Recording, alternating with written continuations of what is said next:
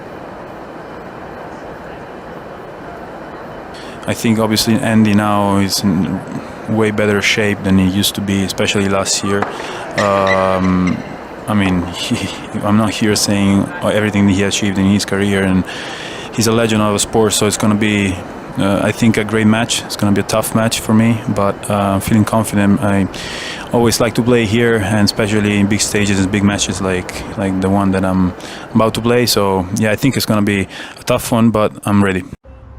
It's the closing of the Grand Slam season in the city that never sleeps, the US Open.